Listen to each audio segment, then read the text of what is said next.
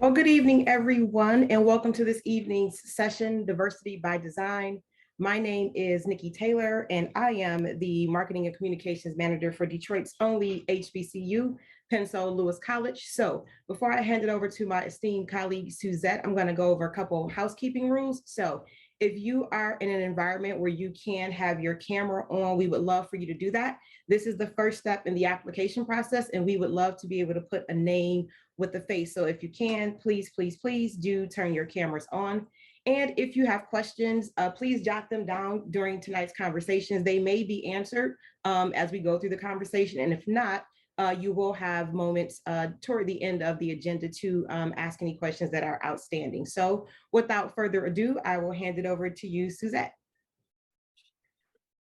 Hello, everyone. Welcome to our PLC session. Myself, I am the founder of the MLab Collective and the Color and Material Director. We are excited to be part of the VF class, and what month is this? Let's see, May 31st. So June is upon us very quickly. And we are doing this to prepare you guys for how to submit, and hopefully it is informational for you. And I will pass it along to Haiti, who is my co-pilot. Hi, everyone. I'm Haiti Franco, and I am the Color and Material Design Lead at Pensacola Lewis College.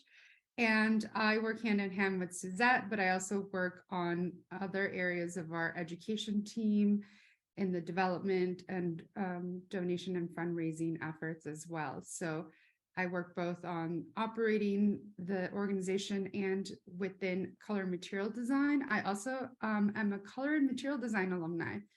So I can provide perspective of both having gone through the process and then now being on the other side.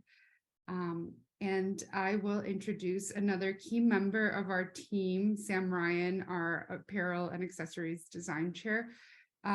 And the three of us are here representing our education team here at Pensacola Lewis College. Sam. Evening, everybody. I'm Sam Ryan. As Haiti mentioned, I'll be chairing this class for apparel and accessories. So looking forward to, I'm glad to see the faces on the camera and looking forward to what comes next. With that, I'll hand it back to Nikki. All right, so Lawrence, if you could assist me, LB, in regards to what will be on next on tonight's agenda. I think we're going to hand it over to our partners at VF to allow them to introduce themselves as well. Yep, that's correct. Thanks, Nikki. Hi, everybody. My name is Leah Vescovi. I am with VF Corporation. We are the parent company to a bunch of super cool brands like the North Face, Timberland, Dickies, Smartwool, Vans. There's even more, but I'll name a few. We're really excited to have you all here. I work on our inclusion, diversity, equity, and action team. And this will be our second year supporting the Pencil program. So excited to work with you all and get to know you a little bit better. And I will hand it to Juliana for her intro. Hi, everybody. Good afternoon, good evening, wherever you are. My name is Juliana Rafa, and I am one of the senior recruiters at VF to support all the lovely brands that Leah just introduced. I work on our talent acquisition team and support the Pencil program in partnership with Leah through our lens of talent acquisition and inclusion and diversity. So really excited to see you all, see all the names and contacts here. It's really exciting and excited to get to speak with you all a little bit more tonight.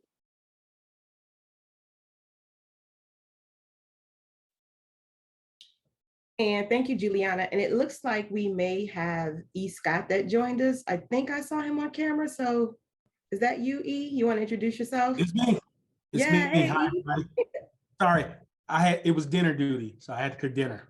So, and I had to get the dishes going. You know how that goes when you have kids. So good evening, everybody. My name is E. Scott Morris. I'm the chair of footwear for Pensacola Lewis College, lovely Detroit, Michigan. I've been a footwear designer for over 30 years. I've designed great products for companies like Reebok, Nike, Under Armour, Fila, Wilson, Anta, lived overseas, done a lot of the cool stuff along the way. I even did mascots, which is really, really fun. But I'm here to tell you, VF, this is an opportunity and I don't want you to miss it. So there's a lot of gems and a lot of opportunities that's going to be shared this evening. So I hope you got your pens and your paper ready to listen and hopefully put something good together. Okay, thanks so much, East. And I'm going to pass it back over to Leah and Haiti, and they will together speak about the Diversity by Design program. Thanks, Nikki. So I'll start briefly, and then Haiti, I'll hand it over to you for probably the far more interesting part of what happens through the program. But VF has partnered with Pencil Lewis College twice now. The first time was in, I believe, 2021, and we did a footwear program. We had a fantastic turnout. I think we had close to 170 applicants and just some incredible designers. And the program then went from the master class to an apprenticeship, where students selected from that class were able to go to an apprenticeship with our brands and rotate through a number of our footwear brands. And we're actually super glad to say that 4 out of the 5 were placed into full-time roles, one of which you will meet today, Miss Ashley. The 5th one, we honestly would have absolutely placed, but he wanted to finish up school. So excited to kind of get started with you on round 2 as an apparel and color materials course. But Haiti, I'll hand it to you to talk a little bit more about the masterclass experience with diversity in design. Thank you, Leah.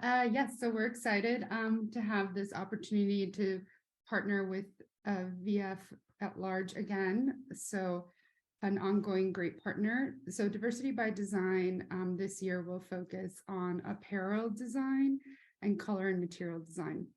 And in this program, which will be 5 color material designers if accepted and 10 apparel designers if accepted, will work as a team to work on a collection that will be the culmination of your project. So it's a 5-week intensive masterclass that is long hours working on a team and creating a real life experience of how you would work on a team at one of the participating brands. So there are multiple participating brands within the VF corporation that you will work with, and you'll be assigned a brand to a team.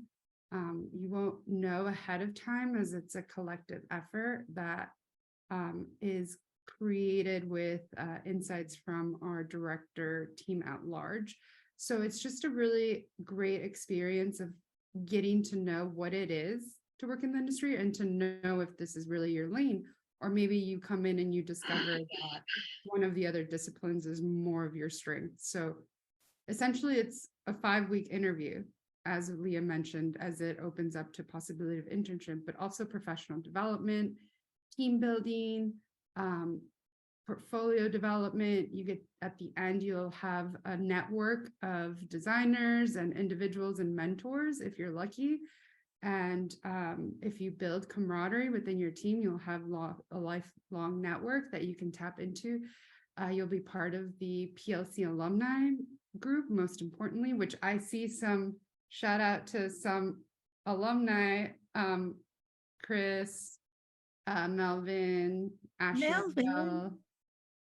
a lot of like beautiful familiar faces out there. Sione, I see you over there in the corner. So yeah, so it's just an incredible opportunity. Oh, Imani, who just finished a Carhartt class. So yeah, an incredible opportunity to really see what it takes to be in the industry and to sort of learn about other disciplines. So my recommendation is come in with an open mind and you'll come out with a very enriching experience. If you don't mind, I'll add just to that. For those of you that don't know the VF brands, some of ours are larger brands. So like the North Face and Vans are pretty big brands. They've got a global footprint. So getting the chance to kind of work with those teams and understand a global perspective of a brand and sort of how things play out on a global scale, I think can be really special. Some of our other brands like Smartwool, where they have a more local footprint in the US, but are expanding globally, you get to sort of see how smaller teams function and the ways that they can still accomplish incredible stuff with a really scrappy team. So it kind of gives you a couple different views of industry, big and small brands, and honestly, different types of brands, right? Some that Like the North Face is really focused on peak performance. We have other brands that maybe are a little bit more lifestyle heavy, but still working on performance. So you get the chance to kind of dabble in a lot of places. And I think one of the things that's really special about this program, and we'll get to it a little bit later when we describe it, is that some folks maybe have found themselves really designing for footwear, but so many of those skills are still applicable in other lanes. So you may have found yourself in perhaps a footwear program previously, but there are ways that you can transfer those skills into an apparel program, color materials program. When you get the chance to talk with Ashley in a little bit, she can talk a little bit about her experience doing different programs as well. So I would say don't pigeonhole yourself. If you think maybe you're of one category, I would say give it your best shot. And if you do it early, you may get the chance to be a part of the review process at our next meeting, where we can review designs and give feedback on that so that you can resubmit for an additional kind of chance at it. So that's my last ad, but Nikki, I'll give it back to you for No, it's what's next on the perfectly agenda. okay. No, it's perfectly okay, Leah. So Haiti, just a couple questions. Can you touch on the key dates for this particular course? Yeah, so the application launched and it will stay open until June 18th, 11:59 p.m. Eastern Standard Time is when the application closes. There will be a grace period shortly after that. And then of 3 days, class selection period happens within that week usually. And then we'll have a design essentials component before the actual program to start, which that starts August 7th. Class start would be August 14th, which is a Monday, and then runs to the last day, which is Friday, September 15th. Your final presentation day will be that Thursday, September 14th, before final presentations. And then if you're selected, we expect full-time attendance. And so the program is virtual, but you will receive program dates that happen multiple. It'll be a commitment of more than twice a week. And then you'll have homework deliverables and check-ins in that period. Did you want me to go? We can go over later on also after Chris and Ashley present a little bit more about how we'll have a feedback review session as well. But Yeah. did anyone have any, we can field more questions also at the end of Q&A if you need to be reminded of the program details, application process. And like I said, again, 15 students will be admitted to this program, 5 color material designers, 10 apparel designers. So you'll be working on a team of 2 apparel designers, 1 color material designer. Let me just add in here real quick, because VF is so special and what is design essentials? Some of you might be asking that because this is not in person, it is virtual, which a lot of times is a heavier lift, or it can be depending on your time management skills, which just put it that way, your time management skills, because you have an opportunity for a lot of other outside influences. But design essentials is really a heavy load up front to prepare you for the balance of the 4 weeks to get you to the final. It is packed, it will be packed with a lot of transferable skills. Think about it that way.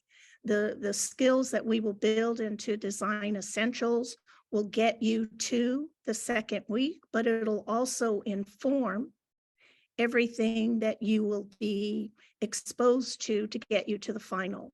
So I just want to emphasize that, especially for color and materials, there won't be a lot of time to breathe. We have packed it.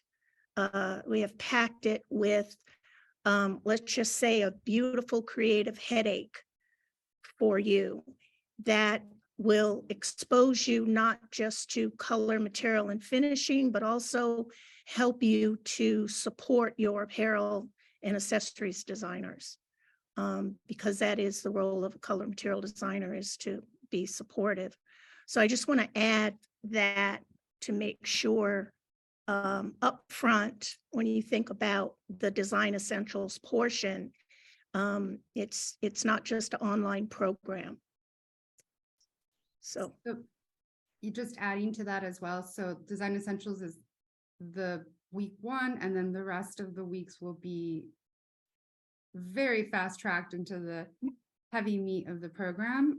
And then the class will be Monday, Wednesday, Friday, 11 a.m. to 2 p.m. Eastern Standard Time as well. So the expectation is full commitment of attendance. And then also just to set like a realistic expectation, there will be, homework and deliverables that could be due within 24 hours. And then you are expected to meet as a team outside of class hours, because at the end, as you know, working within a brand, it's all about team collaboration, which you'll have a team deliverable and a great presentation, which will be very satisfying. Sam, did you want to add anything?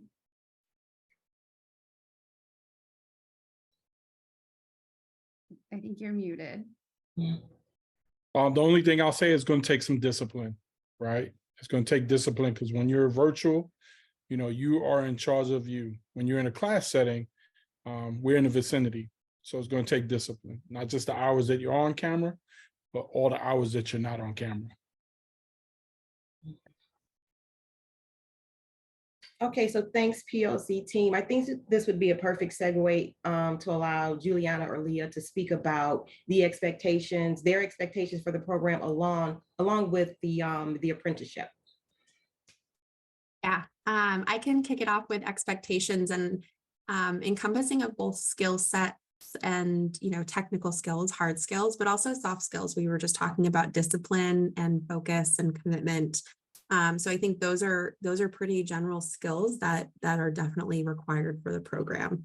We definitely want to see that level of commitment and discipline, because it is a virtual program. So it does take a lot of, managing your own time, your own schedule, your own commitment. Then kind of talking more about design skill sets and the sort of skill sets we look for as we review applications. I think the first thing is passion. The first thing is passion for design, passion for fashion, consumer trends, having an understanding of consumer trends and fashion and interest in learning more. And then we get into more technical skills, so sketching. We do want to see strong sketching experience, whether that's sketching by hand or in Adobe. Adobe Illustrator is primarily where we would like to see that. And then I think presentation skills, which will be an aspect of your Design Essentials and Masterclass program, presentation skills, sharpening those skills and being comfortable speaking to your work in a crowd or in a larger setting, comfortable speaking to the how, the why, and the what of how you've come to your final presentation in your application. And then I will hand it over to Leah to kind of talk more about apprenticeships. Thanks, Jules. So as we mentioned, there'll be an apprenticeship after the masterclass program. So essentially, the students who show up with that discipline, really kind of fight for their best design versions in the class, will go through a selection process at the end where DF will find 4 apprentices to join us for a 12-month program. That 12-month program will allow apprentices to rotate through our brands. So you'll get the experience to work with some of our bigger brands like the North Face or Vans, and then also some of our smaller brands like a Smartwool. One of the things I think is even more special about it is the program is currently slated for a stop with Timberland Apparel, and our Timberland Apparel group is actually based in Stabio, Switzerland. So folks who are selected as apprentices would get the chance to be a part of that rotational program that would go through some of the different sites that we have. So the North Face is based in Denver, Colorado. Vans is based in Costa Mesa, California. Timberland is based in Stabio, Switzerland. Smartwool is also in Denver, Colorado. And we may also have Dickies participating, and they're based in Texas. So students will rotate through those. I think it's about 3-ish months at each location. As a part of that, we cover your wages, your benefits, you get vacation time with us, and we also cover your housing costs. So the ability to actually secure housing in the locations that you're sent to So those hopefully kind of cover all of the essential bases for folks if they're to participate in the program. And then through it, you're also partnered with mentors. So at VF, we have Pencil alums, we have some really great design folks that would like to be mentors to the students who are interested in learning more or kind of building their network across the brands. And so you'll have sort of your team that you're a part of. So you have a manager with the team, but then you'll also have a mentor who's not on that team that can provide sort of some outside perspective, either from a different brand or a different part of the brand that you're partnered with for that rotation. And it will change for each rotation. So you'll get mentors throughout. I think what else there is to think about. Since there'll be 4 of you, in all likelihood, you would be partnered at least with one other student. So you're not, currently it's not looking like you'll have kind of one person at every location. So you won't be solo. I think our last group really had the chance to connect more because they traveled as a group and kind of got to go through the packing and unpacking and starting with a new team kind of all together. So you've got that camaraderie. Another thing to just note is that the apprenticeship, while masterclass would end in September, the selection process will happen shortly after that. But the apprenticeship itself won't actually start until January of 2024. So a few months after masterclass finishes, to give folks a chance to kind of get themselves ready for that transition, as well as make it through the holidays, because a lot of times people are traveling and our teams are traveling and it doesn't feel like the best start. So fresh kind of new year start with you all. But I would say drop any questions in the chat. If you have more questions about it, I'm more than happy to answer. Or if you want to connect with me separately via LinkedIn or something else, we can also do it that way. But we're really excited to offer the apprenticeship again this year and psyched to see who comes through the program. Yeah, and I can piggyback just a little bit on that too, just to plug. Obviously, you know, we're going through this application process now for the Design Essentials Masterclass portion, but that portion of your experience with the PLC team and with the VF team is essentially your application for the apprenticeship program, because we'll go through at the end of that and look through and see, you know, whose skill sets have really, you know, sharpened and improved the presentation skills, the discipline and commitment, all these different aspects that we were talking about as part of the application process for the masterclass. That's really, I mean, you're essentially in a 4 or 5 week long application process for the apprenticeship. So when we talk about discipline and commitment, it's really important because you want to be the one who, you know, is selected hopefully at the end of the masterclass for the apprenticeship.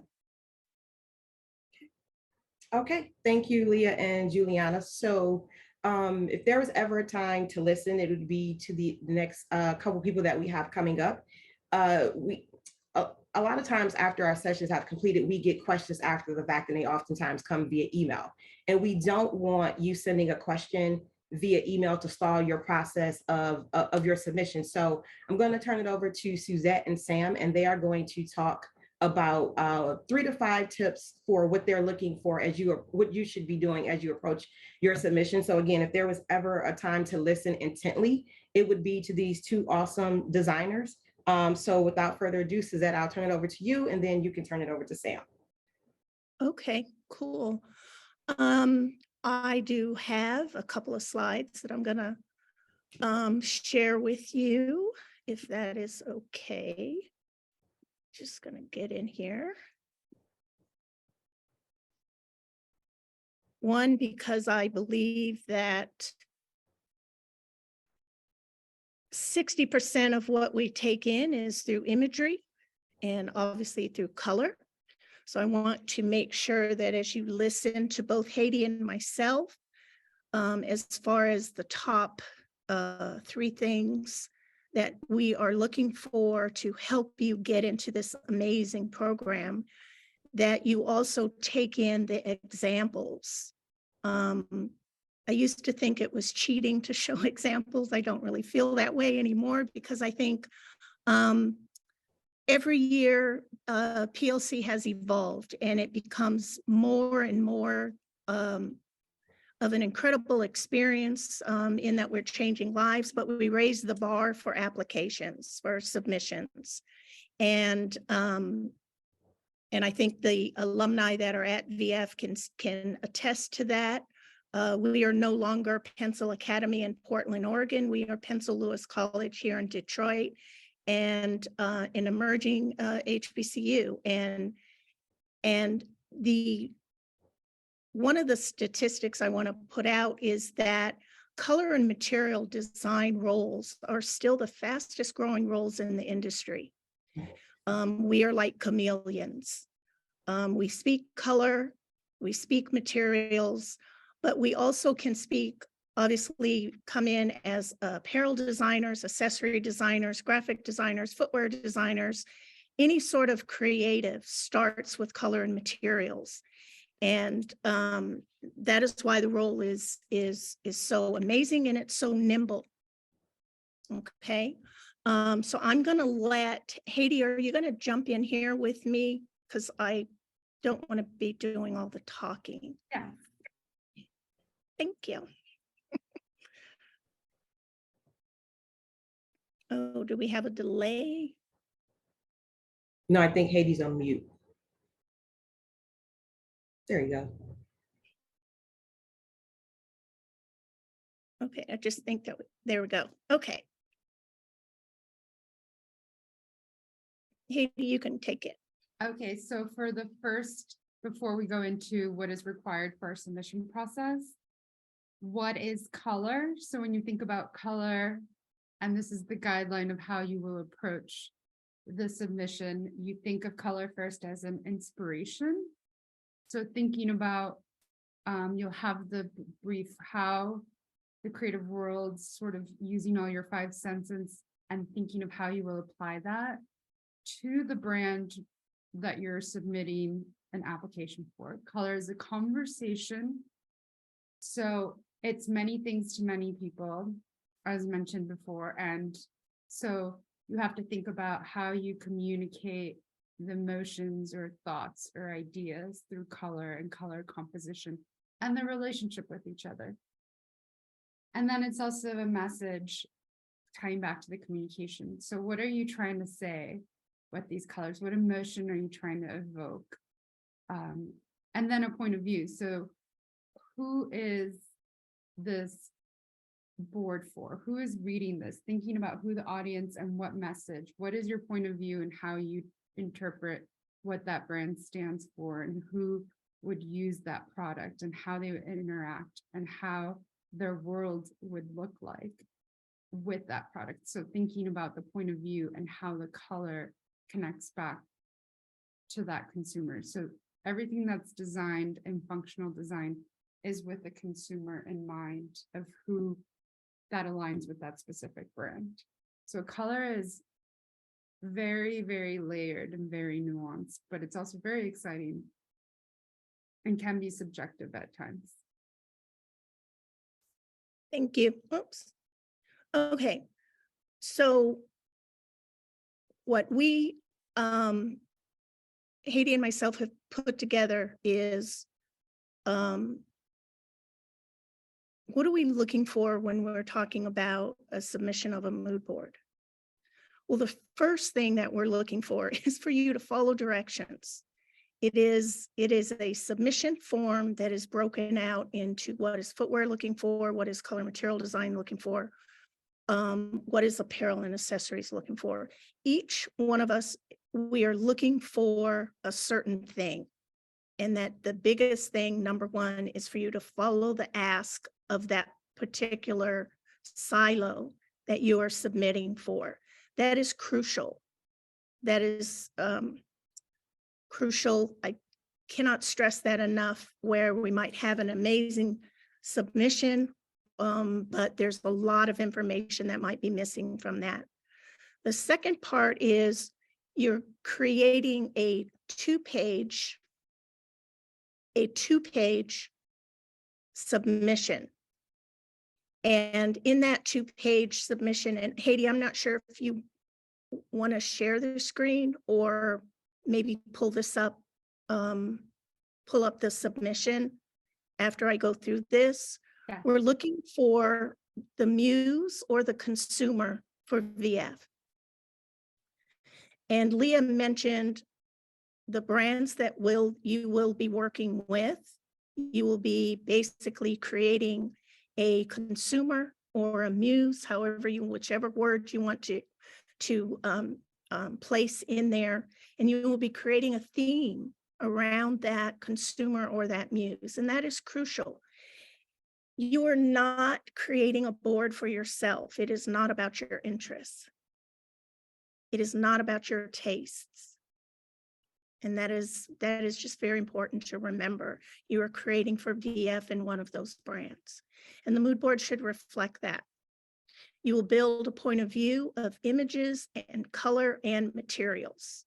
And through that point of view, you will also incorporate sustainability, because sustainability is not just nature. It is not just design inspired by nature, but it is everything that we see, touch, feel, and smell. And it should live in that board. So Haiti, do you want to pull up the submission brief, or do you want to wait till the end? Sorry. No, I can pull it up now.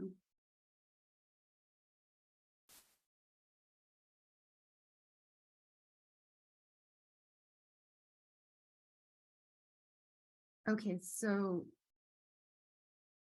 for the color and material design brief, it's 2 parts, so it'll be 2 documents and 1 packaged PDF.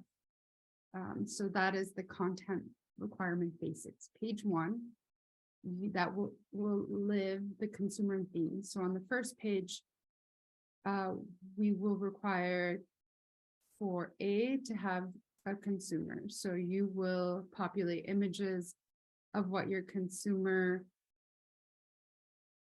looks like. So an image of that consumer, and then images that portray a look or a slice of life into that consumer.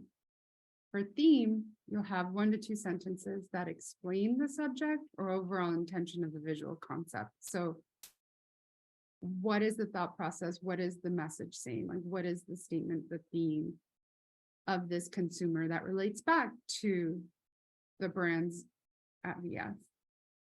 Page 2 will be the material and color palette. So you'll have color palette and then material images that inform that. So how to build the point of view required for submission. You build the point of view integrating the following. 1, create the sustainable themed color and material mood board and palette. So thinking about what, outdoors or lifestyle and how you would see that consumer that you've just created a board for. How do those images also reflect sustainability? So you'll have 1 point of view.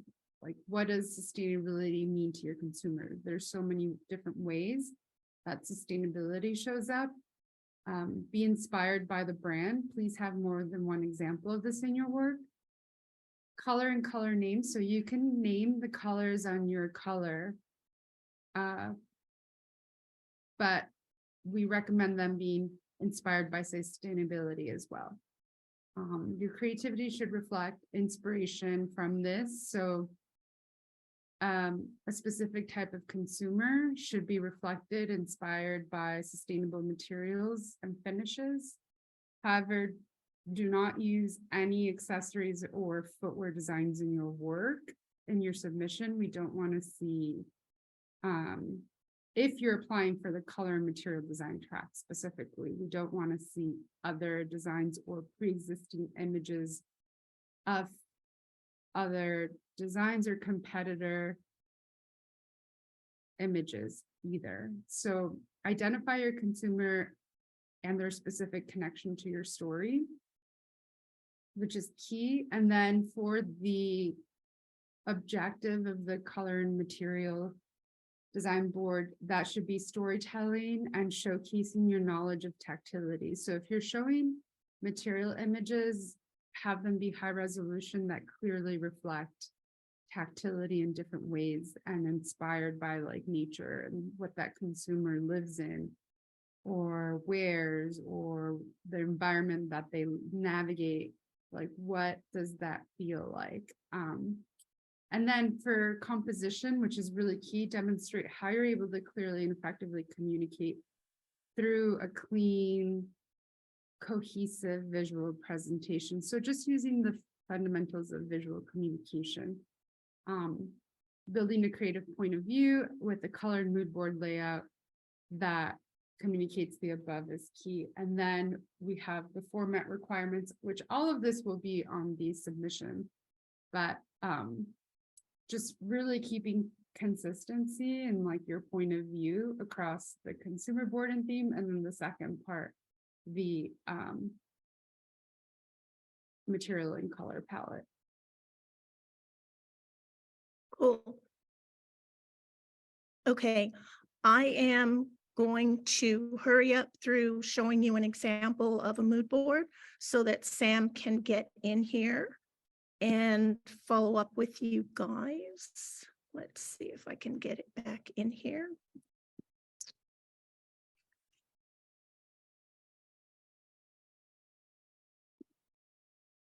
Okay. So this is an example of a consumer board. This consumer actually was a North Face consumer. Her name's Mackenzie. You can see I have a great image of the consumer. She's the fiery redhead. She's actually a food blogger. She loves traveling in her vintage VW van all around North America. You give her a fuzzy rug, comfortable rug, and a comfortable sweater, and she can pretty much work anywhere. She loves her dog, Ben, who's down there waiting for her to come home. She also lives in San Francisco. You kind of get an idea of who Mackenzie is by the clear image of the consumer, what she does throughout the day. There's a little bit of tactility in there. You can tell sort of what's in her closet. She might have just kicked off her Vans and she's comfortably working on that shaggy rug, right? Here's might be an example of a mood board that goes along with Mackenzie. Shows her apartment in San Francisco. It's full of plants. Obviously, she probably has a plant sitter or a neighbor that comes in and waters her plants because she's on the road all the time, talking about food, writing about food. She's on social media. You can see the phone and a nice cup of coffee there. And then in the bottom, you can see some great images of tactility. The materials feel very insulating, very warm, very comfortable, very sustainable. And then there's a color palette that informs those images on the bottom. Okay. And then here might be some images that I might also incorporate in that mood board. It might be that favorite sweater that she puts on late at night when she's writing, or a very durable Cordura material that might be on a jacket of hers. So the imagery that you see shows tactility, but it also shows natural fibers, but it also speaks to the brand. And then real quick, these are a couple of examples of existing mood boards from some of our alumni.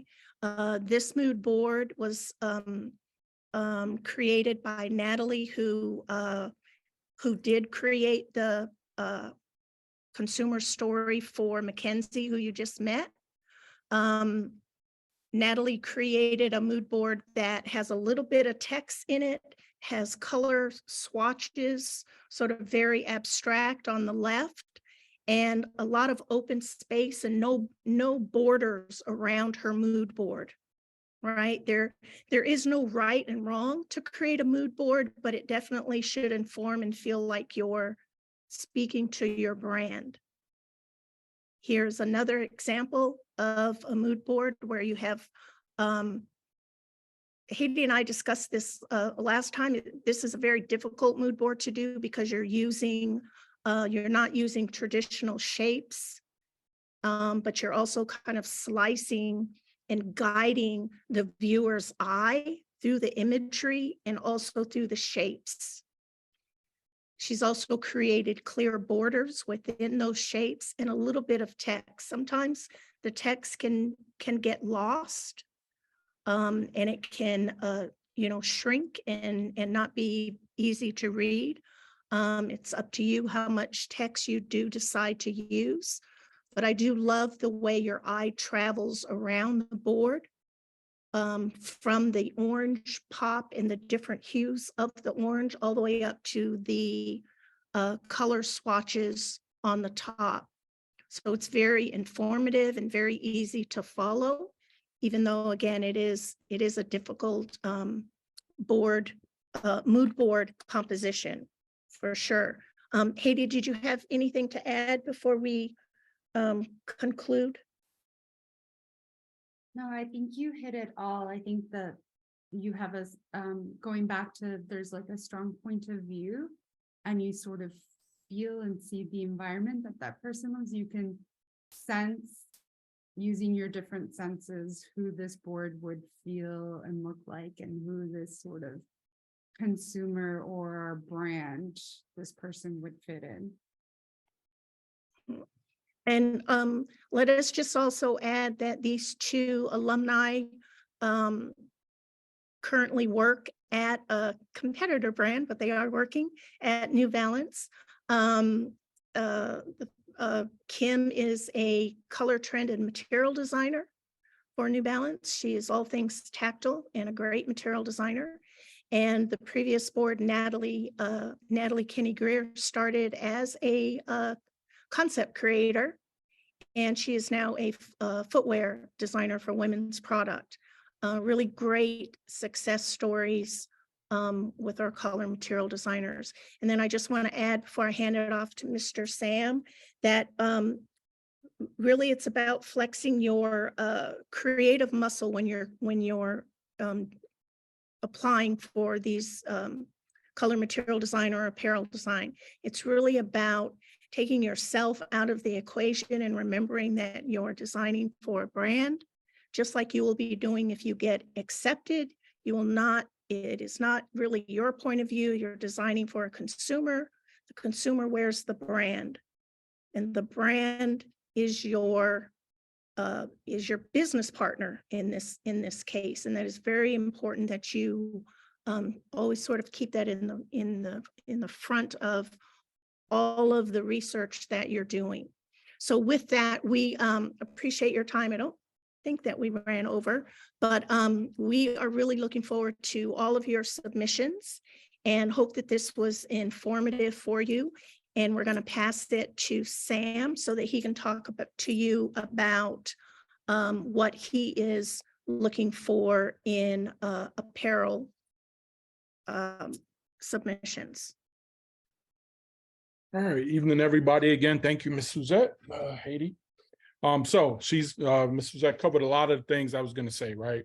First thing, right, is making sure that you are following direction, right? So many submissions do not follow directions, and that's the first stop. It's like when you apply for a job, right? They ask for certain things. Same thing here. Get used to the practice of following directions. Another thing, and Ms. Suzette also touched on this, is like, remember who you're designing for. When you submit, you're going to pick the brand that you want to design for, and you're going to come up with something compelling, right? This is your time. This is your time to look through that lens of that brand and at the muse. As a matter of fact, I could share a 5-page deck. Let me share my screen. All right. But before I do that, let me just walk you guys through the submission as well. Very same thing, right? On, when you set up and apply, I want to make sure you guys are submitting a video. On the video, you should be present on the video. Right? A number of people that are on these calls right now don't have their cameras on. Depends on circumstances. But when you have your time to do your video, you need to be in it. We have had submissions where people are showing videos and they're showing fashion shows they did that. No, we want to see you, right? The companies want to see you. So show that smile, okay? Along with that, and our submission is a little bit easy on apparel, a little bit easier, right? You're going to identify a muse, right? Through the brand that you are aiming for, right? You're going to get to know who that muse is. What's their age, right? Where they at? It could be a fictional muse, but you should know the brands that you're working under, right? And you're going to set up a muse page, right? Almost like profiling, because eventually your research on the brand is going to help influence what your sketch might be. A lot of times, as mentioned, people submit what they like and what they want versus what is most important to what the brand's needs are and who the brand is targeting. So we get an array of designs that have nothing to do with the brand. Sometimes we'll have designs that people have submitted more than one class and they'll just change logos on it. Don't do that to yourself, okay? Once again, this is your time to shine, okay? So, you're gonna do a 1-minute video, tell us who you are, why you wanna be part of this class, right? If you wanna showcase some of your design in that video, you have to do it quickly, but we definitely wanna know who you are, okay? Second thing is your sketch, right? On your own time, as you do your research, you're gonna submit a sketch, a hand sketch. I don't care if you can't draw, right? I wanna see what your sketch abilities are like. There's ways of getting really good sketches out there, right? So, we all draw to different levels. So it's important, but you gotta be able to convey your idea, right? Because that helps set up the why. Why did you design this for this brand in mind? So that needs to be pretty clear on your sketches, right? You have to communicate that. Those are the two big things as far as submissions. Now I'll share my screen and just walk you guys through, like I said, a real quick deck that just covers everything I just said with just some visuals. Okay, let me see if I get this right. All right. You guys can see my screen? Is that a yes, a thumbs up? Okay. Yes. All right, Yep, cool. can. All right. All right. So what kind of careers you guys aiming for, right? Cut and sew. Now, when you go into apparel design or accessory design for that matter, right, there's a number of silhouettes you're going to be working with, right? Usually when we talk about apparel design, we're talking about cut and sew. Now that can encompass graphics at time as well, but it's mostly about crafting garments. I know there was a question on the chat earlier about that. So we are here to cut and sew and design for these amazing brands under the VF flag, okay? Same thing with accessories, hats, bags, gloves, tops, bottoms, outerwear. Number of different silhouettes you might be invested in, depending on how well you know the brand through the research you're about to do for them. What are they great at? What do they offer? Well, I'm gonna give you a little cookie. What aren't they doing that you think they should be doing, right? That comes through with research. So no matter who the brand is, what's their classifications? Are they lifestyle? Are they sports? What are their categories? What are their products? Who are their consumers? No matter what brand, you can throw any logo up here. You need to know that. You need to know your brand. Who is their consumer? Age, gender, location, profession, if they're working, right? Salary, budget. How are they spending their money? Because that helps sets up, what do they do? What are their interests? What are their hobbies? What are their activities? What are the brands they buy? What's in their closet, right? It gives you an idea on how well you know your brand based on who's buying their stuff. And with all that great, amazing information, you can then submit a sketch, and your sketches should be of relevance for your brand. There's an inspiration point behind your sketches. What are the activities that your product that you're sketching up will be involved in? What's the aesthetics? How are you bringing your aesthetics to the brand, right? Construction, and what are the functions, right? And you can handwrite notes on the side. I love seeing that stuff because it shows the thinking process, right? But your sketch should hammer out those things. Now, I could have muddied up my sketch with a bunch of arrows and stuff like that based on what I just told you. But that's what I'm looking for when it comes to the deck, okay? And the submission. Everybody's good with that? Everybody's cool? All right. That is my part. Yep. It was short and sweet, but a lot of things were covered. This is your time to shine, right? This is your time to look at a brand through your lens, but more importantly, look at it through their lens. Know their consumer, know their muse, right? Design something for them, right? For that brand, for that muse. If you happen to be the muse, great. But if you're not, you got to design for the brand. That is your job, okay? Thank you, Sam. You're welcome. Very, very insightful. I hope you all were taking plenty of notes, and the note taking will continue because right now I'm getting ready to turn it over to Haiti, who is going to introduce a very, very special guest this evening. As a matter of fact, we have two, but Haiti, I'm going to turn it over to you so that you can introduce Ashley.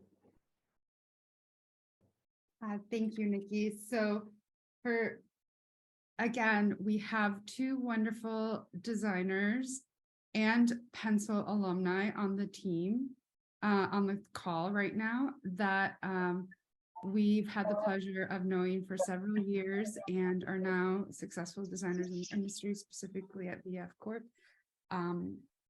And so I will hand it over to Ashley Navarez and Chris Dixon. I believe Chris will go first, and he'll share his experience as a designer working at Timberland, and then be followed by Ashley preceding Chris. And again, big round of digital emoji applauses to Chris and Ashley, who have both unique but special journeys in the industry and Pennsylvania College. Thanks, Katie. Juliana, I'm going to have you go ahead and do just a quick intro to what Ashley and Chris's connection to us have been through the journey of Pencil to VF. So I'll hand it off to you. Yeah. So the Pencil team is very familiar with Chris Dixon. Chris is a former, excuse me, Pencil alumni, but also Pencil educator. Currently a senior footwear designer at Timberland and doing great things for the Timberland brand. He's also the founder of Constant Development and recently was the 2022 and also with Melvin 2022 Timberland Cassie Hepner Hero Award, and that's a global award for all Timberland global associates. So it's very prestigious. Timberland gives 4 of these awards out annually, and so Melvin and Chris were our global winners this year. So big kudos to Chris and Melvin there, but wanted to introduce Chris.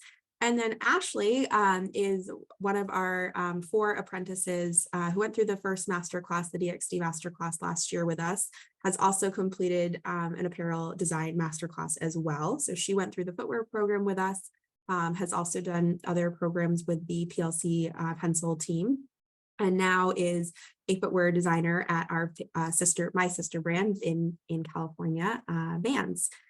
So lots of great knowledge at your disposal here. They're going to share a little bit more about their journeys and experiences through the Pencil team and PLC teams, and also now that they're designers at VF.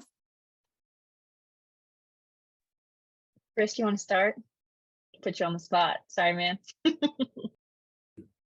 I was on mute. It's all good.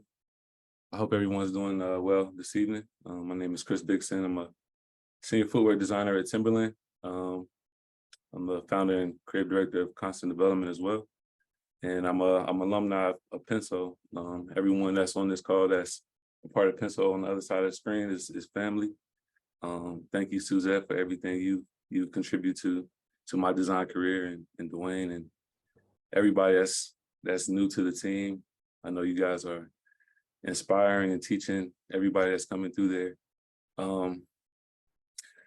So I don't know where to start, but I can tell you just a little bit what I've seen about this program.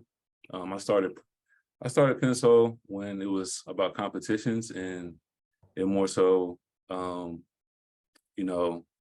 showing your skills in a competitive way. And it was more, you versus you. And then like Suzette was saying, it's evolved every year. There was always something new added and making it more, special and exciting. So you guys are getting the pinnacle of what I started with.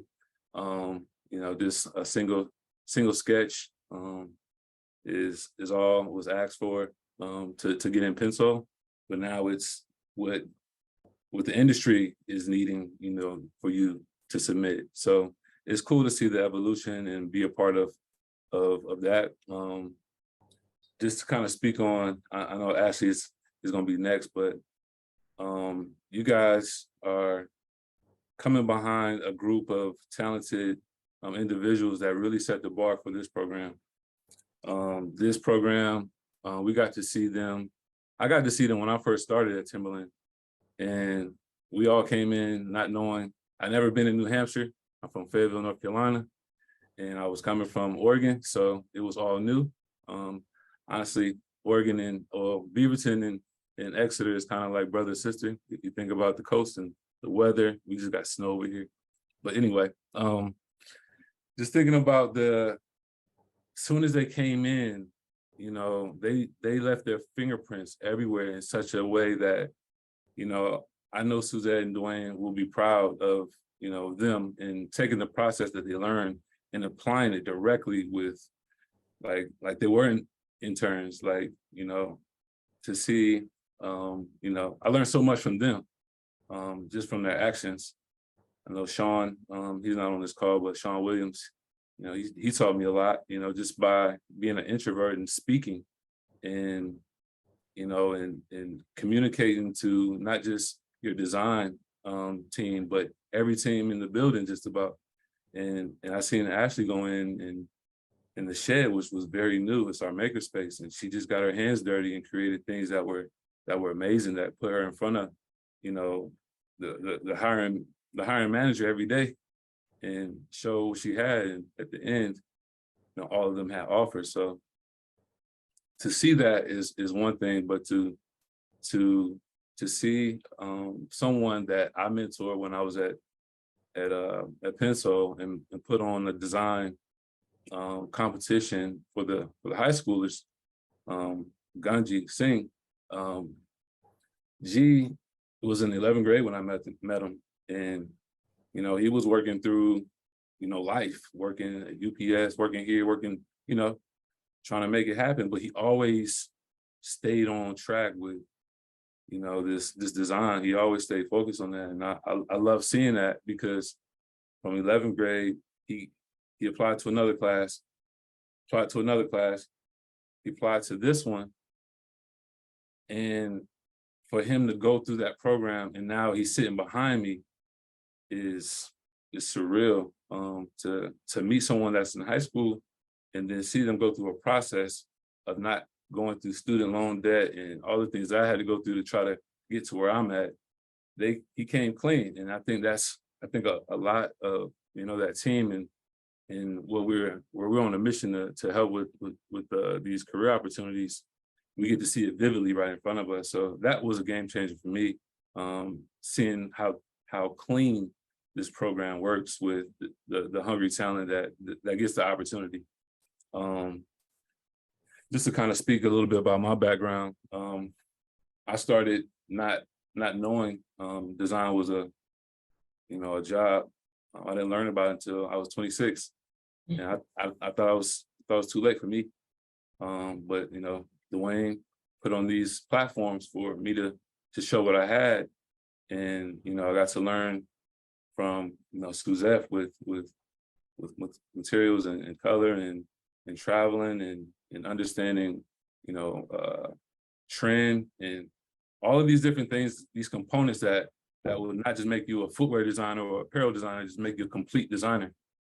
So everything that you guys are learning, you know, in these different categories, make sure you just apply everything that you learn so you can be complete.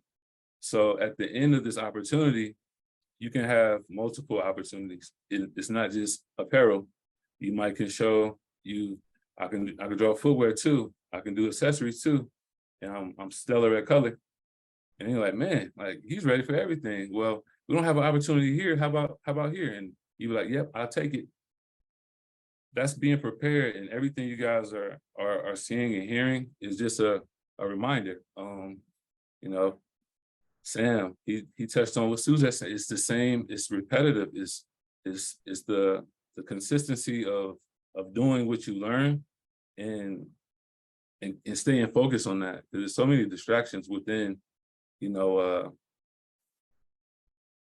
within like design and like being inspired, you know, so you got to make sure, you know, you stay focused on the goals, and it'll definitely work in your favor. I want to share, I don't know why I'm looking at myself, but it's okay.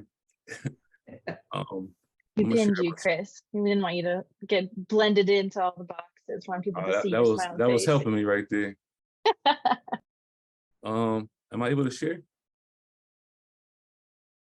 Yes, you should be able to. Yeah. Oh, B. What they do. Voice. All right.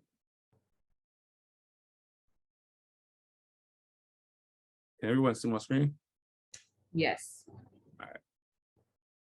So this is my first project. When I came in, it was celebrating the 50th anniversary of Timberland, which is this year, and hip hop. And this is just a quick mood board, and just a call out, because usually when we we present, it has to be fast. So what Suzette was saying about like having, it's good to have a beautiful color palette and layout, but sometimes you got to get straight to the point because you don't have much time. This was like one of the first like mood boards I created for this project. And it was celebrating hip hop. So and I'm hip hop. I grew up. This is my genre of music. I love it. I designed to it. So paying homage to where it all started and who founded it, started this story. So I want to kind of talk about the foundation of hip hop and how it takes a good foundation to grow 50 years, and that's not only hip hop, but it's Timberland brand as well, with the yellow boot being celebrated for the 50th year. So just taking inspiration from the elements of hip hop, like DJing, which DJ Kool Herc was the founder of hip hop. So I thought about the records and the material that could be on that boot that could mimic an actual record. Taking the concrete jungle as a wordplay to kind of create color. I'm thinking about the color of concrete is gray, so that being the outsole. And then taking it with the collar. I'm celebrating all the legendary MCs from the past, present, and the future with the gold collar. So all these elements kind of start touching the elements of hip hop. To top off, the vamp, you got the stencil, the graffiti stencil, and then the mic for aglets, like all these fun little cues to tell a complete story of the foundation of hip hop. This was a really successful boot. We launched it with a workshop, and not only one, we're going I-95 workshop with constant development. So Timberland is also celebrating not only hip hop, but the communities that built Timberland as a brand from us buying the yellow boot and making it what it is. So we're giving back with design education through this through this project, which makes it extra special because we get to design with purpose. And I think that's like a real big, I don't know, like when you design, I heard someone say you need to design with passion. This is one of those things where no one asked me for the extra. No one asked me, will this have a activation with it? It was a thought, it was an idea of how can we make this one of the best experiences our consumer can have. And with how we rolled it out as a team, we were able to make over 4.2 billion impressions with this project, and that was a huge success. For my first design coming out for Timberland, and only been here a year. It's going on, it's going on 2 real soon. So just to think about how fast time goes. You guys have to be present. Like right now, this is an opportunity. Man, I wish I can go to Stabio right now. Like that's a vacation spot. Like Lake Como is like right down the street. That's like where I want to rest and bird watch. Like you guys have the opportunity to work there, and if you really want it, I think you'll sacrifice, all the pain that people don't see and all the things that you're going through, people don't see. You got to put that aside and look at your goal straight ahead and go for it. Because you gotta know this is not going to happen again. In this present moment, this present time, you get that alone, and that's it. So if you guys can't take anything away from what I'm sharing with you, be good listeners. Listening is a talent. Everything that you intaking, keep it near and dear to, like Suzette said, in the front of your mind, not the back. So those things are prompts when they're needed. But again, you guys have a awesome opportunity in front of you, and I really hope you take advantage of all these great instructors and the feedback that you get, because it's really rare, this opportunity. Sorry to be long-winded, guys. Should I now pass it to Ashley? Yeah, thank you, Chris. That was I hope that was awesome. enough, man. You covered a lot. Thank you. We'll hand it Thank over to you, F. Chris. I never got to see that mood board. That was clean, Chris. Oh man. Appreciate it. Hi everybody. My name is Ashley Narvaez. I just I guess they already introduced me. So I'm one of the 5 who were selected last year for the apprenticeship. And currently I am a footwear designer for Vans on the innovation and special projects category. Yeah, it's so great to see everyone's face, like Miss Suzette, Haiti, Melvin, Dixon, Juliana, Leah. I know we just spoke like this week, but man, it's still great to see your faces and meet new faces like Sam and Scott and everyone from the pencil team. I actually put up a deck because I'm a visual person, and like whenever I see something like visual, I'm like I'm like, okay, this is what's up. So I'm gonna just like share my screen.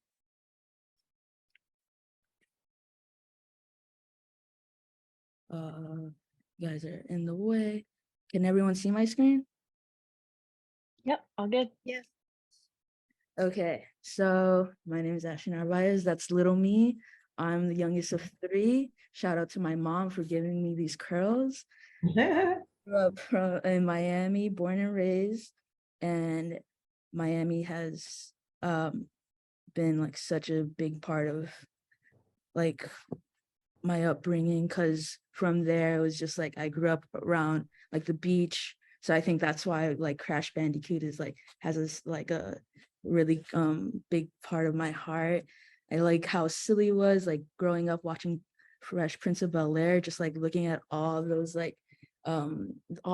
fits and just like all that combo and those colors, and like Dragon Ball Z or anything. Like I know it took like Goku like 2 episodes to charge up, but man, like when it came through, it was dope. And like just seeing all these cards and like all that stuff, man, like all that energy and all those colors and all those fits that as a kid I wanted to just wear to like really be like that type of level. Like from there, like again, I'm the youngest of 3, and my sister, who's like 2 years older than me, she was always like, I want to be an architect. She knew since 6th grade. That freaked me out, because I was like, in 6th grade, do you know like what you're going to do the rest of your life? Because I don't. And I would always be drawing next to her, and I was always trying to like not one up her, but just get her approval basically. And from there, she told me about this high school called Design and Architecture Senior High. It's DASH for short. And they have these, they're treated like majors, but they had industrial design, architecture, fashion design, film, and graphics. And I was just like, I don't want to do architecture. Like, yeah, it's dope, but that's not me. And she's like, I'm not telling you that's you. I'm telling you that they have industrial design. And I was like, I don't know what that is.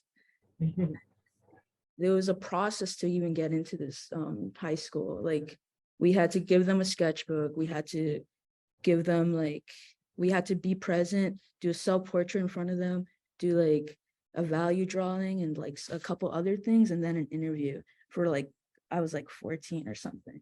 And like, that was already like, I was so anxious, but eventually I got in, and I found this like project that I did in high school that it was just kind of like trying to storytell like this hub that would be on the beach for like surfers and skateboarders. And now I work at a brand that does that, so it's pretty wild.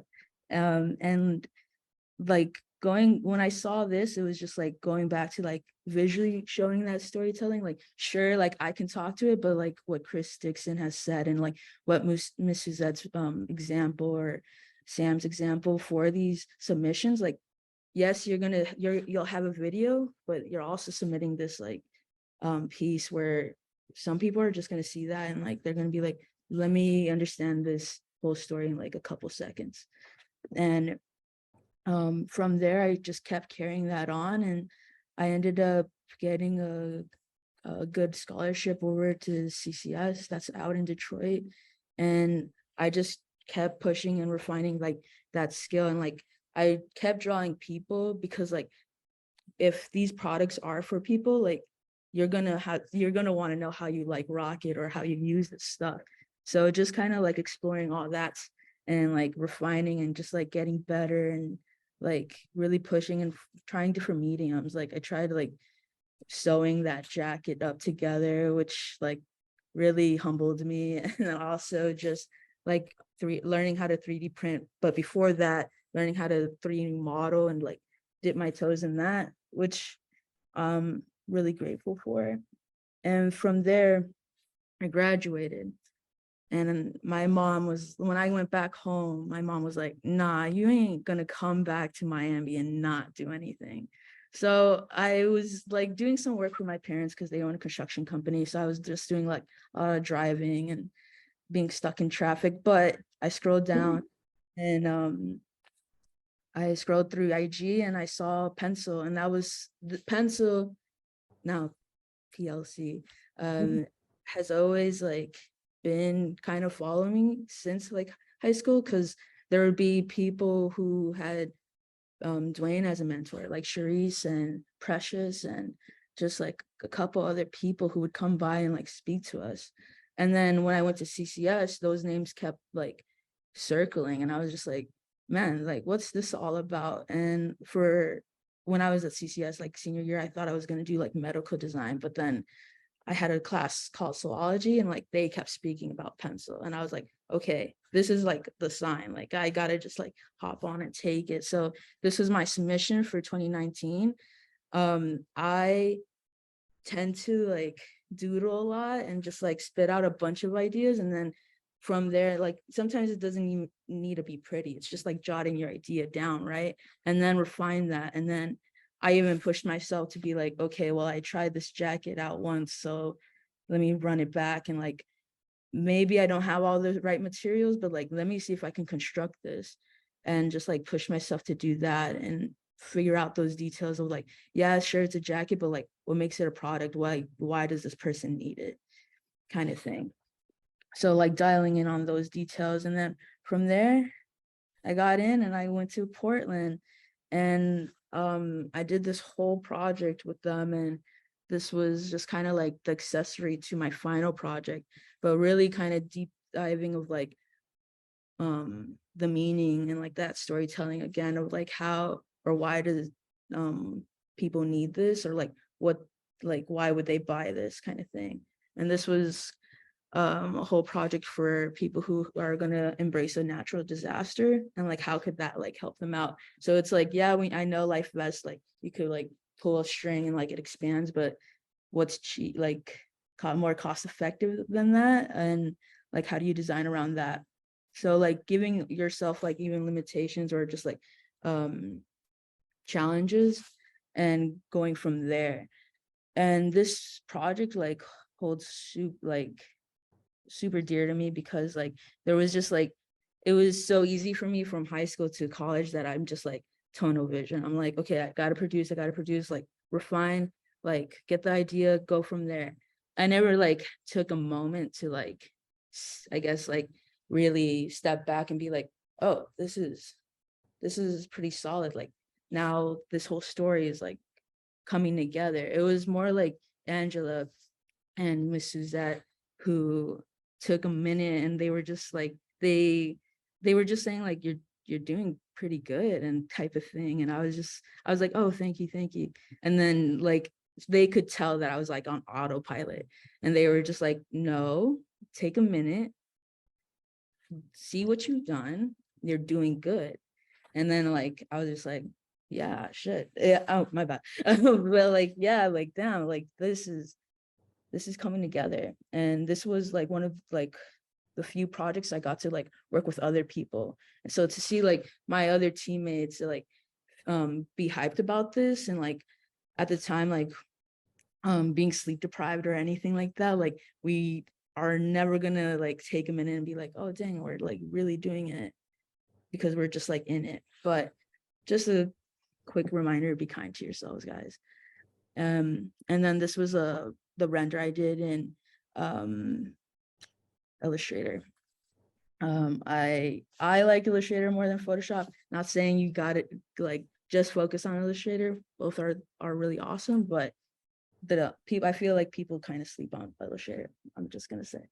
But from there, after Portland, I wanted to stay a bit longer, but things kind of got like life got in the way, and then I went back to Miami, and then COVID was starting to happen, and everyone was kind of like, this virus is gonna like take over the world type of thing. And so Zoom started happening, and this was my submission for color materials for 2020. And this was like my muse, and like just trying to show off like that Nico like works at a flower shop with his grandma, and he loves to thrift, but he also loves to take pictures. And he loves it like, because he's working at that flower shop, he likes like taking like zoomed in pics and just like making micro like algae like photos, and just like throw in like what else he like really likes to do on the side, like thrifting and watching cartoons. And from there, I did this mood board for the submission, and just kind of like trying to emphasize like this like fantasy world for Nico, and just also like that type of energy that he produces. And from there, I like in the class when I got in, like it was cut short because it was COVID, but I worked on like this palette and just kind of bringing that mood board and just like shouting out the materials and finishes that I really want to do. And for my consumer. And then from there, I did some like exploration, some ideations for that color materials, and also just kind of like showed it all, like made sure to show all the views. And then COVID really hit us. So everything was on pause, but because COVID happened, a lot of places in Miami, they still wanted some like murals for like their office spaces, and they thought it was a perfect time because no one was in the office. So I was like one of maybe 3 other people who were in the office, like helping out, like doing these murals or installations. And I kept busy from doing that, but also like helping my parents out with their company. And while I was doing that, the VF submission came upon us, and then this was my submission, and it was for Vans. And I just really wanted to still keep the DNA, but really speak about how, like, what could we push with the brand. And again, like those little doodles, those thumbnails that I do, like, I just was like, let me collect them all together, make them like more readable, and then just like throw it in and like show that process. After that, I got in, and while I was doing the masterclass, but my parents were not to say that they were in disbelief, but maybe they were like, well, what if you don't get it? Like, what if you don't get to the end? Like, what are you going to do then?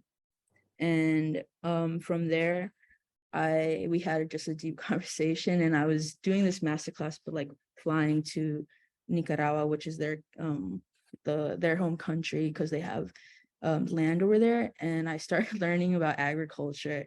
So they have some pigs and some like cows over there. So I was doing both at the same time, and I was so tired, but it was still really rewarding. And like I took a picture of this gate because like I designed it from my parents' finca, and it was, I know it's simple, but like I was going through it because like in the sense of like I was hungry for this like apprenticeship, and but it was still like a good refresher that I would be in Nicaragua, because it was like I met like a lot of my other family members, like just getting that history lesson that I think is really valuable. And just like this was just that type of expression that I like transferred it to, and it was really dope.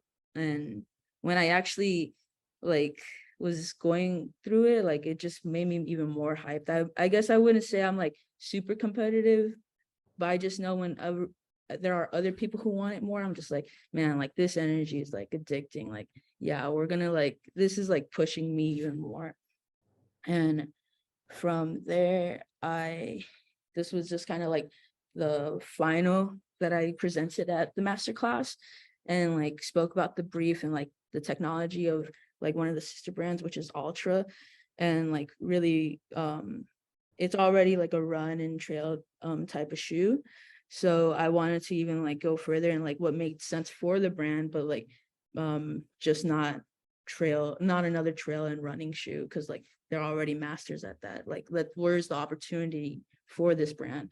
So I focused on pole vaulting and for like the 24 Olympics, and from there it was just like bringing everything that storytelling from high school, that just like ideation and refinement from my college, and then Mrs. Zett and Dwayne just like telling us how to like bring that all together and bring that home, and just show off all that like ideation and like all like show that like thinking, but also stick to that storyline that you want to tell. And this is what I presented, and I want to say that's a bit, yeah, that's it.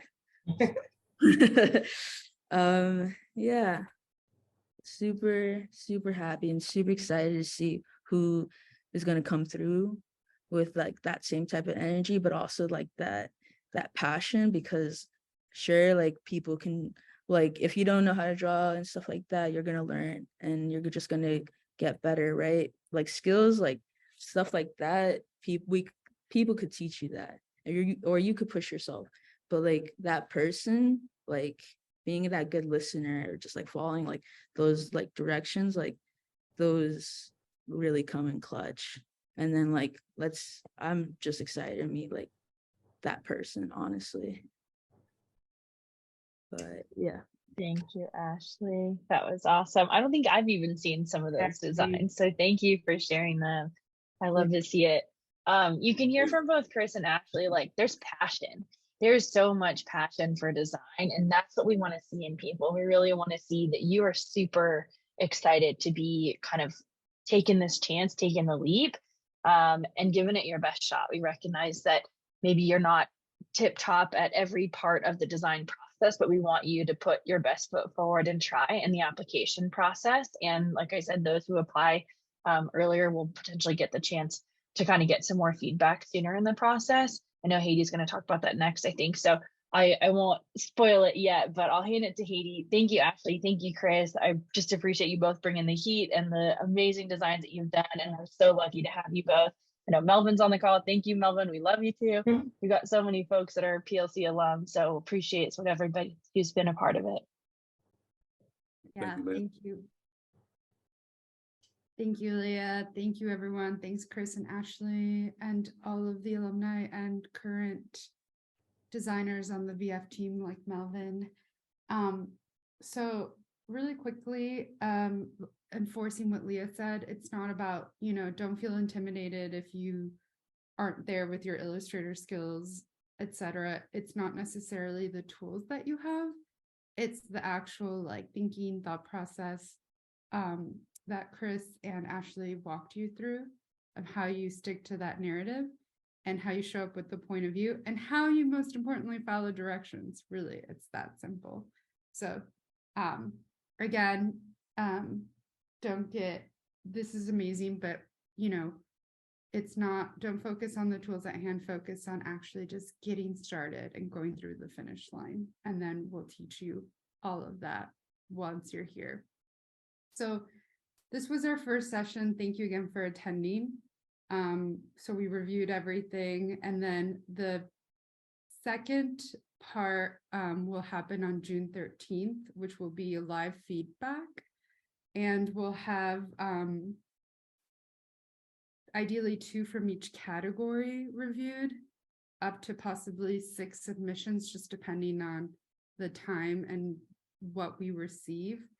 But we're basically opening it up to a unique opportunity to have early submissions will be sorted through, and those early submissions that apply by June 6th. So the student submission for this live feedback, again, will be June 6th. So we'll send that to VF for their review, and then they'll compile it. We'll send it back, and then we'll have this live session on the 13th. So it'll be a collaborative group review of who will give feedback to. So it's imperative if you want to participate and have this work. We usually don't do this, so this is really a unique opportunity, probably maybe one of the last. So if you want to submit, we highly encourage it. So again, June 6th is the deadline, and then the second session will be reviewing this live work. And don't worry, it's all constructive feedback, and it'll help you get to the finish line. So after you get your work submitted, if you want to resubmit, you'll have the opportunity to resubmit that after that deadline, and you'll have to email Jenna, that is JENNA @pencil.com. She is our brand program manager, so she runs the operations of the program and the class. So she will then have to go in and manually tag you and take you out from the in progress for you to be able to resubmit. So if you wish to submit after that live session, again, email Jenna and she'll have to remove you from the in progress to then be resubmitted. If you don't contact Jenna and let her know, there will be no other way of putting you back in our system to resubmit. So don't forget that critical step. If you have any questions, please follow up on that, as it may get confusing once you're finished and you've forgotten like what the next steps are. So you'll have to go through our slide room application that is on our website. So I also wanted to address, I know that there was a first round of applicants earlier. Unfortunately, you will have to resubmit for this specific program. So you'll have to go through the normal application process again, as this is due to the class evolving. So the class has a slightly different format. The details, some of the details have changed, and the brief has changed. So we are asking that you resubmit, and this is only really in your best interest because it will put you in a better situation of having a more aligned submission to the brief. Because if what you had submitted most likely does not fit the brief that is currently being asked of. And then just to clarify again, if you wish to submit into this early review session to qualify for it, you just go through the normal application process as well. There's no separate application process. So hopefully that was clear. Can I jump in real quick? The next time we're on video, make sure you're in a position to be attentive at the video, right? I mean, this is like part of, it's like, this is what we get to see of you. So be present. If your camera's on, be present. I hope everybody's clear on that. Thank you, Sam. So, and I think I know what you're referring to. And just to piggyback on to what Sam said, it's very late in some parts of the country. I just saw something in the chat where someone is over in South Africa. It's 2 a.m. and she's up. And people take time out of their days to be here with you all to facilitate this information. And we want to make sure, one, that you're responsive to it and it's helpful. It's 8 o'clock in Detroit, and professors are off and could be enjoying their time off, but we're here trying to make sure you all have what it is you need so that you can advance to the next level. So at the very least, you should be respectful and be present when the information is being presented. So thank you, Sam, for that. I know we're running a little bit over, but I'm going to turn it over to LB so that we can jump into some Q&A. That works. So if you have a question, please raise your hand and we will allow you to ask the question live.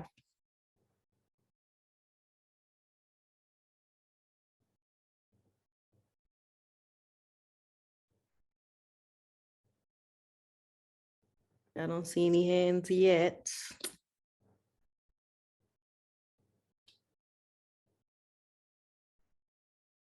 I know there have to be some questions because I have 5 in my DM. So I think Gabe has a question. Sure, go ahead, Gabe. Hi. I have a question specifically for color materials and making a mood board. When you make a mood board that is specifically for VF, do you want it to get even more specific and pick one of the brands within VF, or just keep it more like broad and specific to the muse? I would say be specific to a brand. There are some great brands to choose from, and it will help to center your theme. Yeah, I'll leave it at that. We'll leave it at that, right, Haiti? Yes, I agree. It'll simplify. And Gabe, it just to for you. clarify, it's of the brands participating. VF has like 20 brands. So pick one of the brands that's participating. That'd be Vans, North Face, Timberland, or Smartwool. Yes. Thank you, Lee. Thank you. Okay, LB, I think I see a question from Amani. Hi guys. So my question is regarding kind of the brief. So I know the brief is talking about, especially for apparel and accessories, is kind of combining the two brand DNAs, whether that's Timberland and Vans or Smartwool and North Face. Do you guys have any tips about how to kind of design for both of these brands while not losing the identity of the other, if that makes sense? There should be design for one brand, period. Okay, one brand in mind and design for them. So if you want to go in for Vans, then go in for Vans. Oh. Sam, I think for this particular submission brief, it's set up as a collaboration. So they have to design with 2 of the brands that are paired in mind. So Got it. if you All could right. give her some tips from that standpoint. Well, you got to look at the brand DNA of the 2 that you're looking at and see if there's a smooth marriage between the 2. That's the best thing you can do. You got to look at, once again, what are they known for? What are their categories? Who their muse is, who buys their product, how do they use it? And then see if there's some place to meet in the middle so that the partnership shows up. It looks organic. One thing to think about, team, when you talk about 2 different brands, they may have a mutual point how they kind of work together. And that may be your bridge to say, in my creative story, I'm telling, this brand does this for the person and this brand does that for the person. You kind of see the 2 kind of merge together. So you can almost tell one story with 2 sides, if that makes sense. Thank you. Yeah, design of Vans times Timberland boot, right? Skate boot. We just did that. I'm just saying, I'm just saying. He's also a Swami part-time. Yes. Thanks, E. LB, we have a question from Sarah. Yeah, can you hear me? Yes. Hi everyone, how are you? Sam, sorry, I have a question for apparel design, but like this time is gonna be like online. So we need to do a prototype or no? Like for apparel. For you, I'm sorry, for your application, or you're talking about? No, is like a general question, sorry. So if it's for this class, in the end, we need to do an prototype or no? No, you do not. No. Okay, thank you. Hey, I would love to give you guys enough time to do a mock-up. You can get to it, but no, there will be no prototyping because it's a virtual class. Yeah, that's fine. But you could build something in your studio if you want. Okay, thank you. Sam, there's a question in the chat for you. It says, will we be learning about the product development process as well for apparel design, or specifically the design process? All right, yeah, I was actually typing to answer that. That was from Mark. It's actually both, right? Because you're gonna learn process, you know, and apparel process, footwear process, color materials, there's still the process itself, right? The steps that it takes to get to that. So it's really both, right? You're gonna learn the design process, but you're also gonna learn, you know, how to go about apparel. The construction of apparel is a little bit different. Okay. Thank you. Let me erase my answer. Any And I don't see any other hands raised. I have a question. Okay, go ahead. My name is Saint. I have a question for someone who is not, I would say, familiar with all of this, like Photoshop, graphic design, like not want to say more so sketches, but like the technical side of the design. Like how, I'm not sure really how to approach it. Like I already feel discouraged in a way. Like you all are talking very like profound. I get it. You all are very passionate about what you all do. I'm very passionate about art as well. And this is something that was just thrown my way as an opportunity. And I'm willing to really give it a try, but I don't want to already feel like counted out because I don't know graphic design as far as Photoshop. I have my own brand. I have sketched before, but I'm not that good. But I hear you all say that you can grow within realms like that. But I guess my question is for someone who is new to this, has a passion for art and can design, how do I navigate? Because it sounds like y'all have people who have been following you all, people who have been like looking at this, and I'm like new to all of this. So I'm just really just trying to get a better understanding, if that makes sense. Well, one, don't be discouraged, right? If you're designing your own brand right now, I would look at your process as how you're arriving at your final designs. You said you love to sketch, right? That's cool. Would you like to sketch or work for one of these brands that's on this particular program? That's the thing I would keep in mind, but don't be discouraged, right? It's, you know, a lot of times we don't have access to the kind of programs and we don't try, right? We're not aware of them.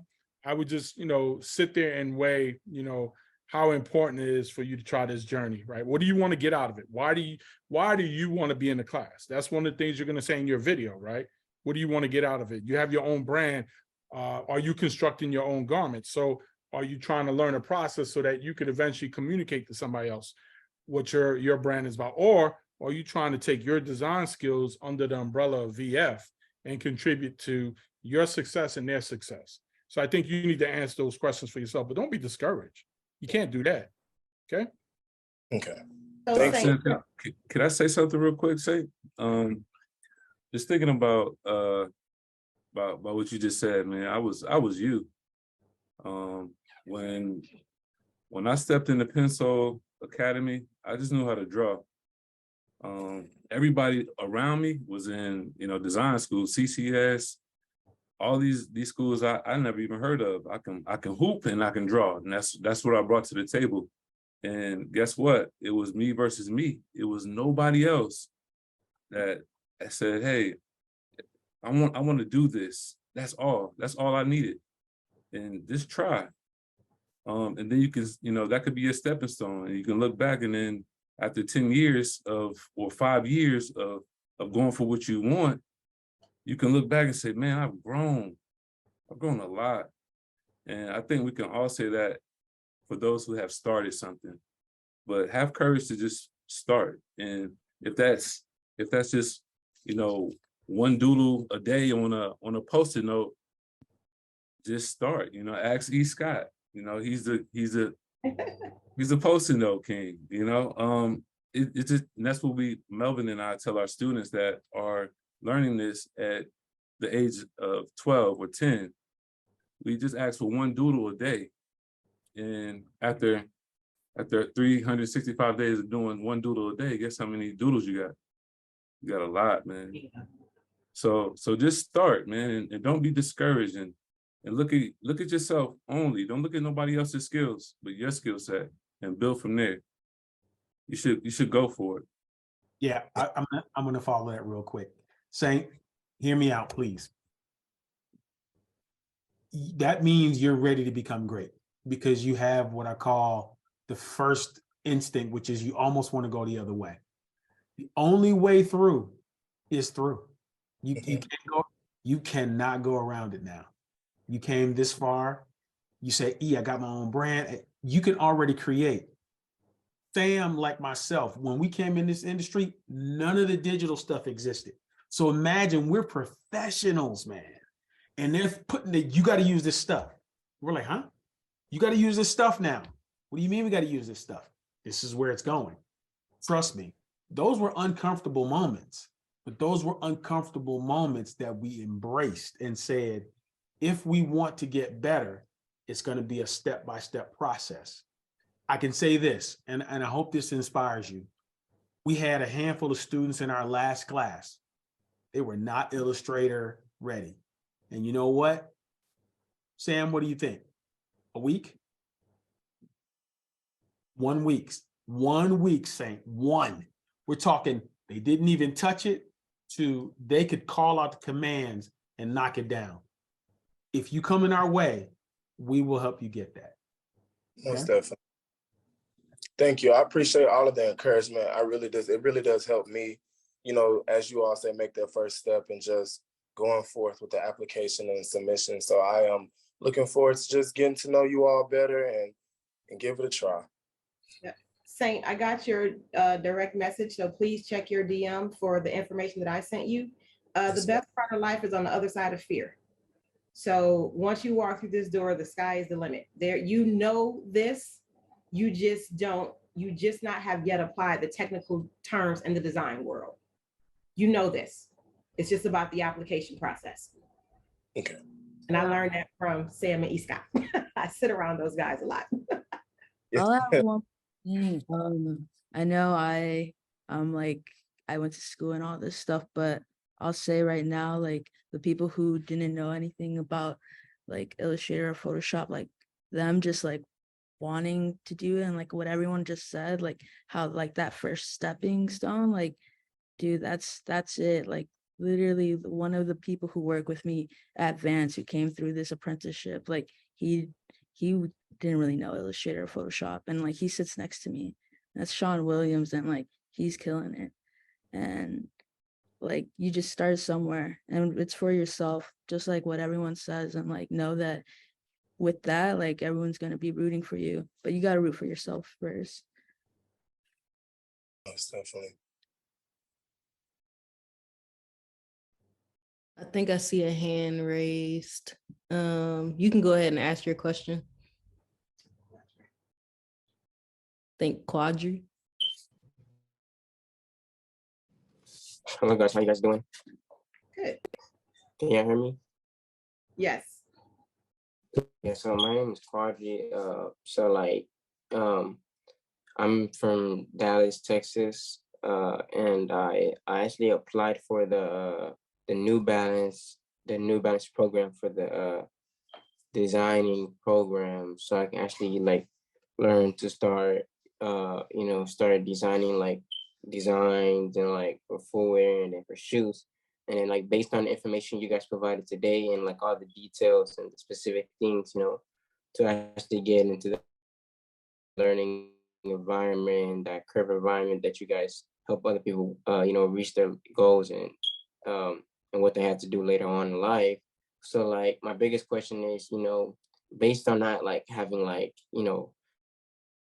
more of like, because I have one goal and one goal only is to create the best shoes in the world. Like I wanna like make the best Nikes. I want to be known for like the best shoes in the world. So that's what I'm working on my hand. But like I'm struggling with designing. Like I have all the ideas, like, and I have other ideas that I want to create the shoe, but I don't know how to design. So when I heard about this New Balance program, I applied.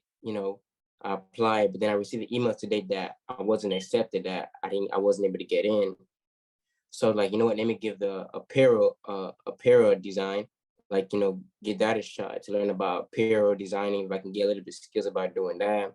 But then after seeing like all this, the requirements for the skills, like I gotta go on YouTube and like learn how to like design all this stuff. So like I'm just kind of overwhelmed, like, you know, and like the specific needs you guys like you guys need just for like the program, and not knowing like, okay, what I get in. Cause like what I had to do for the New Balance, and I was on YouTube, learn how to design, like learn how to draw, because I never did it's my first time, and that's some of my application. So I'm just kind of like, I'm overwhelmed with like, you know, how what it takes to actually like designing to help me out in my main goal. All right. So, but let me get this straight. You want to design apparel now, right? So I just, you know, I just want to learn about the basic skills of design. So my main goal is designing shoes and creating the best shoes. So I just thought, you know, this would probably help me out, or, you know. I'll give you some nuggets just on design in general, right? Do your research, know who you're designing for, and sketch. It's really that simple, right? Know who you're designing for. Why do you want to build, you know, why do these shoes look like this? Why do these clothes look like these? Answer your questions, right? What are you trying to get after? And how is it going to help whoever you're working for, right? And that's a straight across any design position, right? You got to know why you're doing it and who you're doing it for. The brand is the extra element, because if you're working on a particular brand, you should be focused through their lens and who they are serving right now. Okay. That just takes research. You know, I don't know about you, but my children are always on the phone. Man, research, you can research while you're watching TV. Write yourself some questions, answer your questions, right? Get you out a pad. Always keep a pad with you. I'm sorry, you can't see my pad. Always keep a pad with you, right? Even if you keep it in your back pocket. Draw, right? That's what it comes down to. Practice. It's like basketball, right? You know, you continue to play, right? Right, Chris? You just practice. There's what your coach tells you, and then there's you going outside and taking it on yourself to get better. And that's just by application, playing. Starting with the sketching. layup. That's Starting right. with the layup first. That's right. Don't go with the 3-pointers, but the point is that you got to apply it. Don't be discouraged once again, right? I was not classically trained. I did not go to art school. And yeah, it might have taken a little bit longer, but I got here. You can too. You just got to know why you're doing it and why you want to do it. Yep, Quadri starts and that with was the first step. Ryan had the same question as well. Okay. Yep. So if I may, I'm just going to do this really fast. For all of those that had a footwear question, even though VF is not talking about footwear, just know this. Sam said it really well. It's about research. First, you got to know why you're doing it. Who's the consumer? What's it for? And what makes yours different and uniquely special? Do the research. Second thing is repetition. Okay. You have to draw. There is no cheat code. I know in this modern era, people think, well, if I do this, I got it made. No, there is no way. Sam has probably drawn 75,000 croquis. I've probably drawn 100,000 sketches, probably in 30 years. Okay. But it starts with one. And I'll tell all of you, particularly those who might be thinking about footwear or even apparel, the only way you get better is practice, repetition, over and over and over and over, and drive and drive. Let me tell you right now, your reward and your success is not about getting the world's greatest shoe. Your greatest reward and success is actualizing that you have the capability to even do this. That's your reward. Because once you come into this industry and say, I'm game ready, that means anywhere you want to go, anywhere you want to work, anybody you want to work with, that's a possible. There is no more impossible. You got to do the work.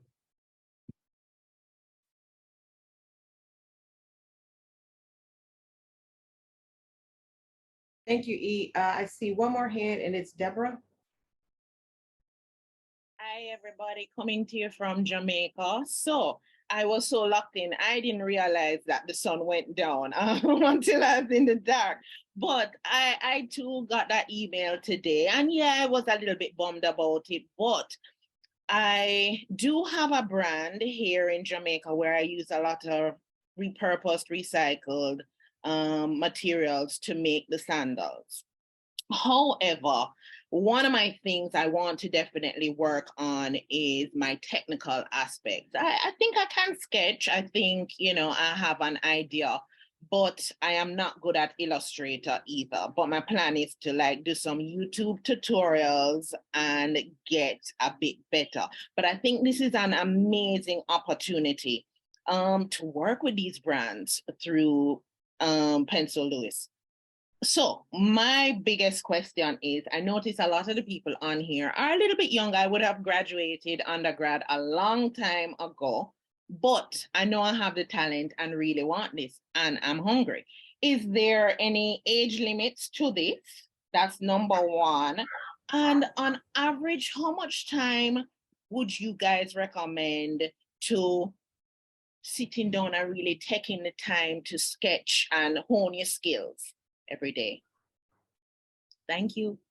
So to answer your question, Deborah, there's no age cap or limitation. Absolutely not.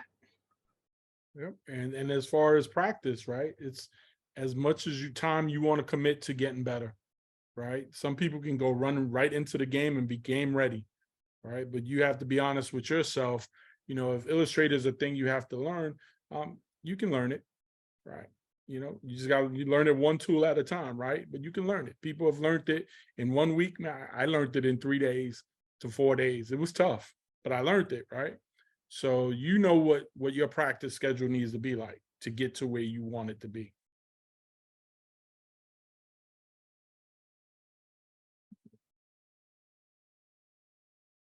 Okay, thank you for that, Sam. I don't see any other hands.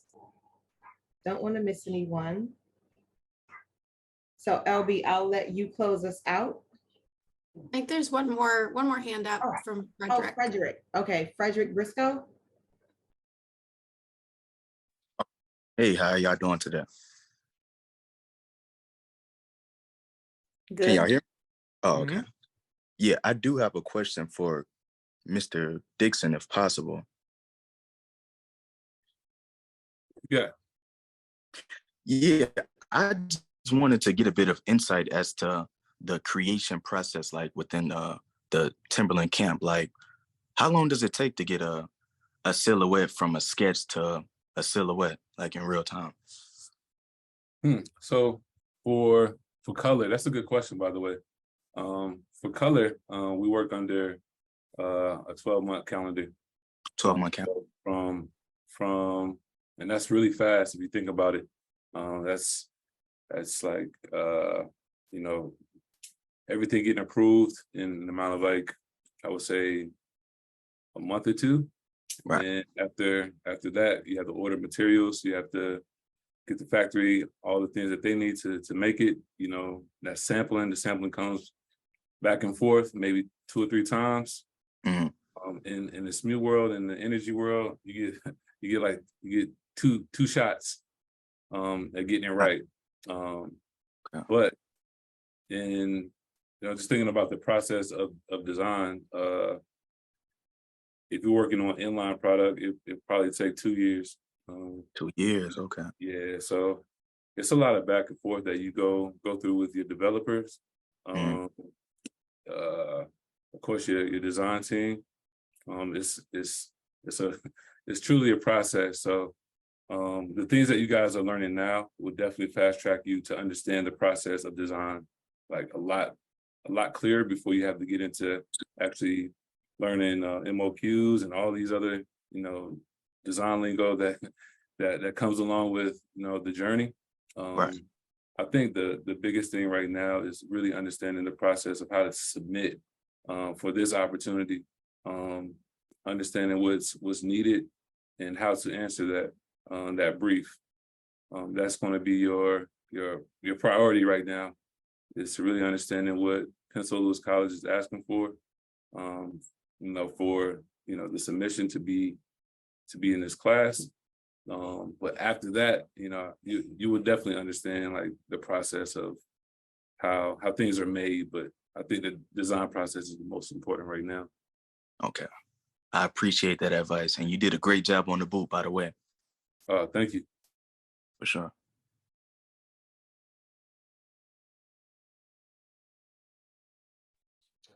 Well, let me hop in here really quickly for a quick wrap up. there was a wealth of knowledge shared on this call, and I'm sure some of you were taking notes, but I know that some of you may need a replay. So just to reassure everyone, we will send out an email blast with the replay of this video, as well as step-by-step directions on how to submit for your chance to get your design reviewed live on the next feedback session. Just to reiterate the dates, if you are looking to have your design critiqued, you must submit to the application link on our website by June 6th. And then please sign up for the next session, which will be hosted June 13th. Again, all of this information will be available and sent to you guys via email. So please just stay posted for that. And just thank you guys for coming out and asking great questions. We look forward to seeing what you guys submit, and we look forward to talking to you guys on the next session. Have a nice night. Good night, everybody. Peace. Thank you, everyone. Appreciate it, y'all. Thank you. Thank you. All right. Until alumni.